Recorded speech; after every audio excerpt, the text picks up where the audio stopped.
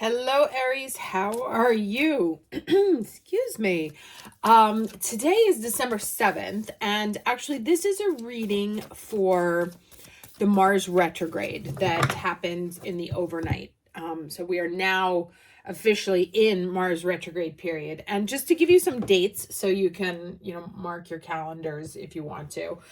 The shadow period of Mars retrograde started on October 4th of this year when Mars was at 17 degrees Cancer.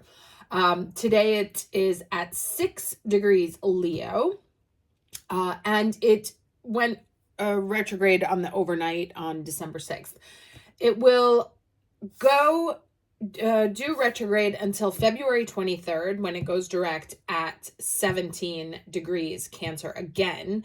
And then it will leave its shadow period in Leo, so moving out of 6 and into 7 degrees Leo on May 2nd of 2025. So this is a long revision period, right? And so you may have, because it sort of involves creativity, children, the home, family, your ability to shine within a context of a family, or like getting rooted enough to be able to blossom and grow. Those are all kind of themes that are going to be coming up over the next few months. Now, of course, as Aries, this Mars retrograde hits us harder than it will hit everyone else. And so you may find yourself internalizing some of the aggression. You may find yourself all right, the gateway. You may find yourself, I don't want to say like quieter, but certainly more reflective. Let's see what the cards say.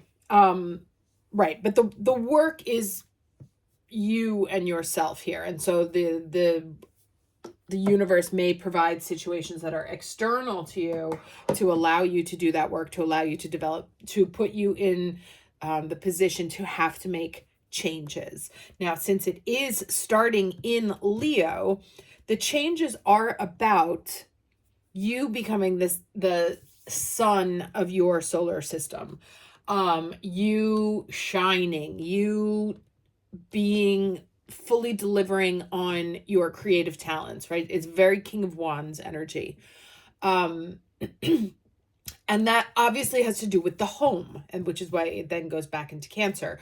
It can have mother issues, father issues, moving homes, redecorating homes, leaving home, leaving a family, starting a new one. Lots of different, it's also Mercury retrograde. So there's lots of different scenarios.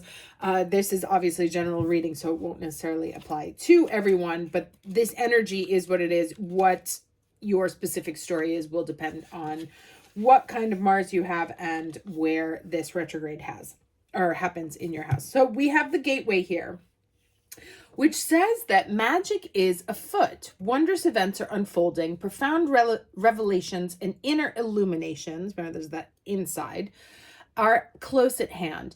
It is now much easier to manifest your dreams. This is an excellent time to take action on your visions for your future. A small amount of action now will generate much bigger results. Gateways to spirit are opening, and there are places where the veil is especially thin. Fairies and elves are supporting you.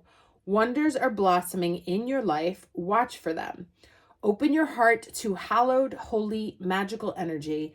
The more you become aware of the small marvels in your life, the more they will grow in magnitude. Right? So retrogrades are not always negative, right? Just because we may lose an opportunity, but it's to create space for another opportunity. But this one, as I said, because it's about Leo, about you becoming a really powerful, strong, visible version of yourself, that whatever happens is in that direction. And so it's really about opportunities coming up. And sometimes in order to create the opportunity, we have to clear out space where something is currently blocking the right thing for you to come in. Okay, the challenge here. Oh, interesting. Okay, Seven of Swords. I do not like this card ever. This is people wearing a false mask. This can be narcissists. This can be people that are not trustworthy. Somebody telling you what you want to hear, but it's not the truth. So there may be a situation, a partnership, a position, a project, wherever, where someone isn't being authentic, right? And in order to sort of cross this gateway, or someone's just being shady, you know, and it said pay attention to the small things.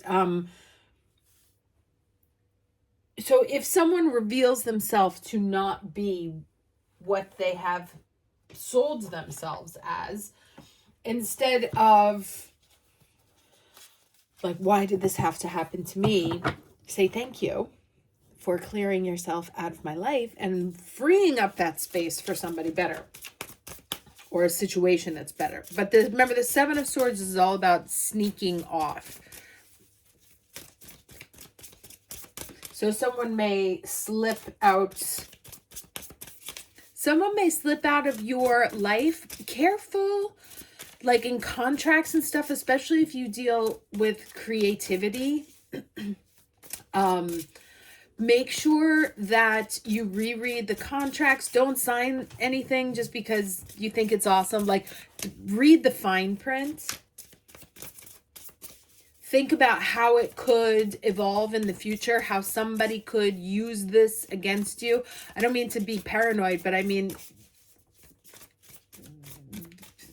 in Italian they say, trust is good, not trusting is better. So, you know, if there's contracts or anything involved, also because it's 7, it's bringing to me Libra, make sure you read all the fine print of how someone could use your work, how someone could use your image, etc., etc. Right? Like, I have friends who had a really cool company and they were so excited to sign the contract, right? They were really young. They were so excited to sign the contract that they didn't do their due diligence in reading it. And then once they sort of like were deep into it, they realized how blocked they were and how unfavorable the contract was for them. All right, let's get the lesson.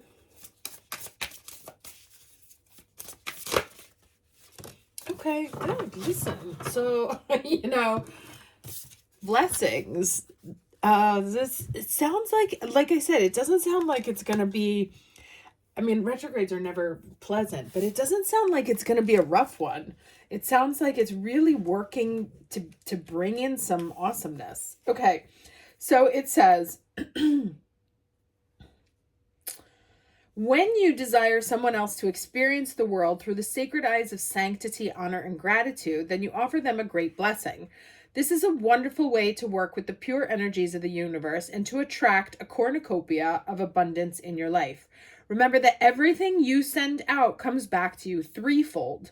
So open yourself up to receive great blessings from your guides, angels, and great masters. As you say prayers for the world, dedicate candles, partake in yoga, read spiritual books, chant and burn incense as you raise your vibration and truly light up your life and ultimately the world. I always remember every time I read this sentence that that's like written oddly. So it says, count your blessings, give thanks for that, all that's good in your life. The approval you seek is given. A dream comes true. A kind act brings great blessings. But it also talks about healing yourself, right? The more you heal yourself, the more your energy is right, the more you can sort of attract that to you. And so to beware of this energy, right? And staying out of this energy yourself. There may be someone who like has screwed you over, trying to get revenge and stuff like that. That is not that's not the energy that you want to take. You don't want to embody that Seven of Swords energy. Now, I've had, unfortunately, too many experiences with narcissists. And what happens when you are dealing with narcissists, and this is their sort of subconscious intention, is that they screw you over so badly that you end up wanting to hurt them, right? Which means that you are starting to embody, you embody their energy. So there's been an act of contagion, right? I don't know if any of you watched Game of Thrones, but I always thought of the grayscale, the skin thing, that if they touched you, you would have it, and your skin would turn, well, basically to ash. It was kind of, I guess, like a metaphor for leprosy. But that's how they work. They end up turning your heart dark, right? So that's why I say, if someone has screwed you over, I know it's counterintuitive, or goes against our human nature, but instead of getting angry, getting even, being obsessed about what has been done wrong for you, remove them from your life, clear that energy out, and don't let it take over you, right? Because then in the process, like I see all these comments about how can I get back at a narcissist? And I was like, just the fact that you're thinking of it means that they've kind of won, right? And I know our instinct is to exact revenge, but that's not the energy you want to embrace. So you let them go. You say, thank you for revealing yourself so that now I can remove you, right? Because there's the house cleaning was a big thing when Mars was in Cancer, and house cleaning or cleaning house doesn't only mean cleaning up your house. It also means cleaning who's in your energy field. All right, so let's get 3 cards, please. Oh, okay, that was many. Start that again. Can I get 3 cards, please, for this Mars? Are you gonna fall or what? Okay, so we have the King of Wands, who I mentioned at the beginning, showing up there. We have the 3 of Pentacles.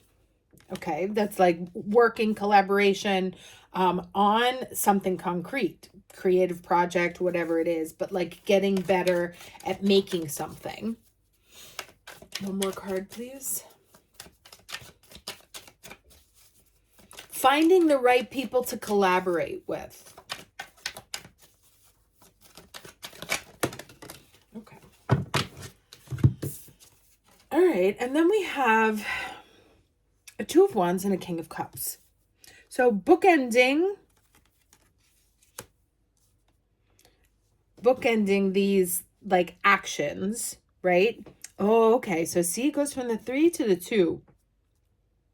So yeah, so you may find out that someone who you've been collaborating with, or someone who seemed to be an ally, seemed to be a good client, seemed to be a good boss, whatever, reveals themselves. They may make an exit. Oh gosh, sorry, you can't see that. My bad. They may make an exit here, as you're working for this energy. Like in order to become this King of Wands, there was like kind of an original team, let's say, but then one of them is removed. And and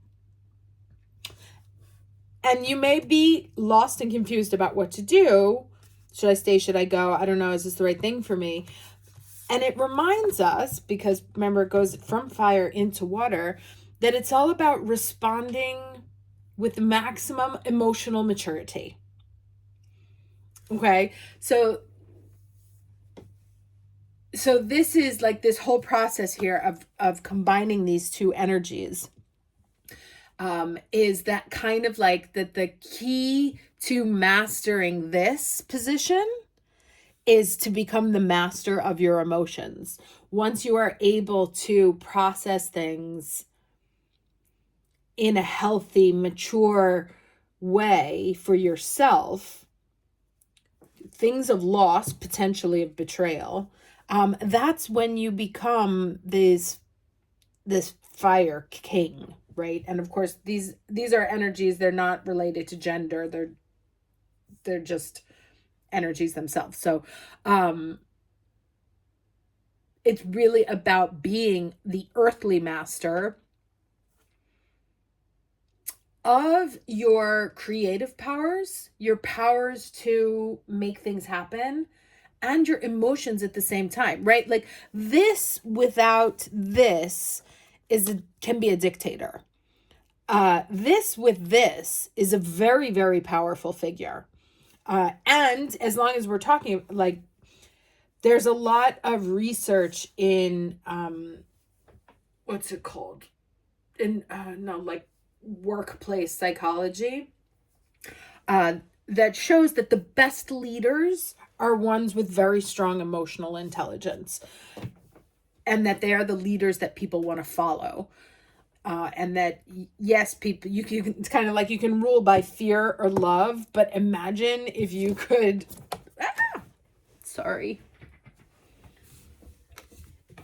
if you could rule through inspiration and love, right? Like inspiring not only yourself, but others to be great. And so it says that that's kind of like this process right here, turning you into not just one king, but a double king.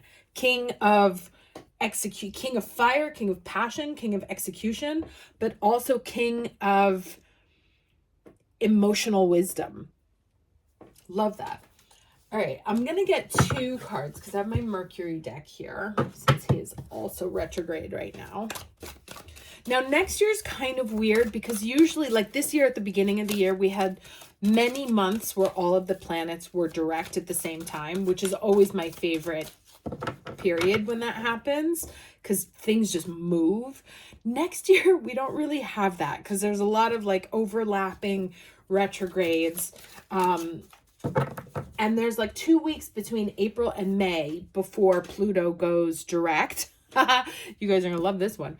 Or between when Pluto goes retrograde, when all of the planets are direct. So there's a lot of learning and revising next year, and it might not be a huge leap forward. Like there's sort of very brief window where the universe is going to push forward, but it's a lot about adjusting. And so the card that came from Mercury is patience. I just read them. Okay, it says, yes, you have an important life purpose. Yes, you are naturally gifted. Yes, what you are asking for will be given, but all in good time. The natural order of the universe dictates the natural timing of events. You are so very keen to have everything now, you may find it difficult to understand why it is that all you wish for has yet to happen. The Geomancy card asks you to have patience. Like the butterfly, you need to go through various stages before reaching your true potential. Hidden factors may be at play, so relax and allow everything to unfold naturally. Your eyes may be fixed on the outcome, but be sure to enjoy every bit of the journey along the way and always trust the mystery.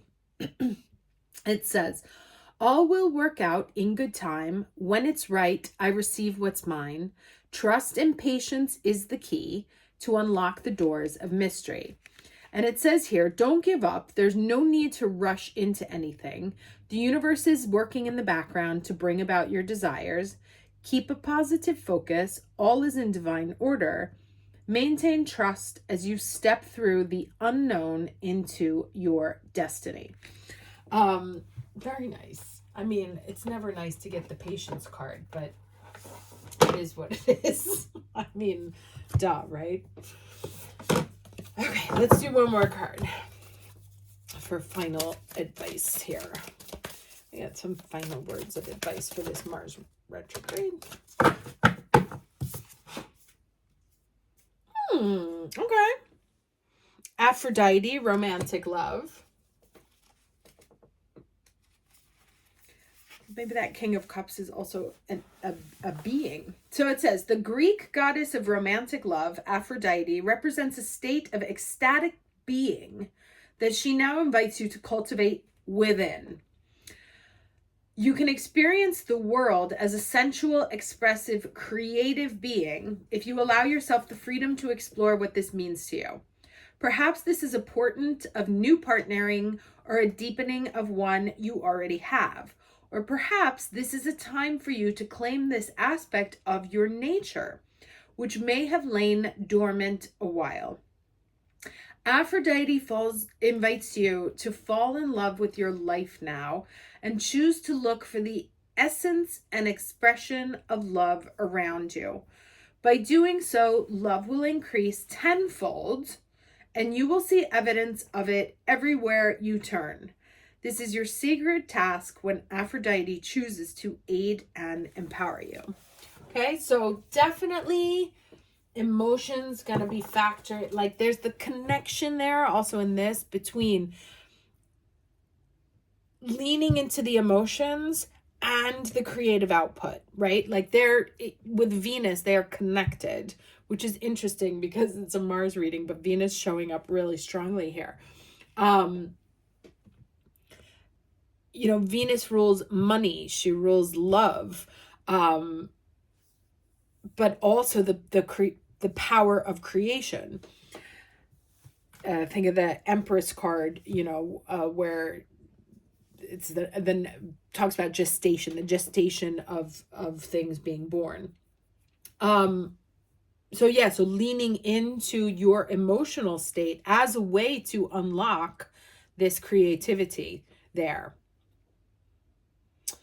Okay, hope this was helpful. I will be back tomorrow with the weekly reading, and hope you guys are doing well. Take care.